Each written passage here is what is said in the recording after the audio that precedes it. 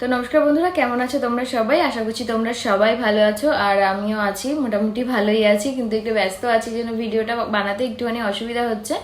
তো যাই হোক, আমি তোমাদের জন্য তবুও সময় বার করে করছি, তোমরা অবশ্যই ভিডিওগুলো দেখো। আজকের ভিডিও টপিক হচ্ছে আমার বেবি মুভমেন্ট নিয়ে। তো তোমাদেরই করা কোশ্চেনের আমি কিন্তু অ্যান্সারগুলো সব দিয়েছি। আমার বেবি মুভমেন্ট কবে থেকে আমি পেয়েছিলাম, কখন কিরকম পেতাম, আর আমার মাঝে একদিন বেবি মুভমেন্ট যে বন্ধ হয়ে গেছিল, একদিন খুব বেশি হয়েছিল, পরের দিন বন্ধ হয়ে গেছিল, সব নিয়েই আমি তোমাদের সাথে এই ভিডিওটা আমি করেছি, বড় ভিডিওটা। তো সেই ভিডিওটার লিংক আমি নিচে দিয়ে দিলাম, তোমরা অবশ্যই কিন্তু ভিডিওটা দেখো যে আমার বেবি মুভমেন্ট বন্ধ হয়ে যাওয়ার পরে আমি কি করেছিলাম না কি করেছিলাম, তো কি অসুবিধা হয়েছিল সব কিছুই, আর ডক্টর কি বলেছিল, কি করতে বলেছিল, কি কি সেগুলো সব তোমাদের সাথে আমি শেয়ার করেছি।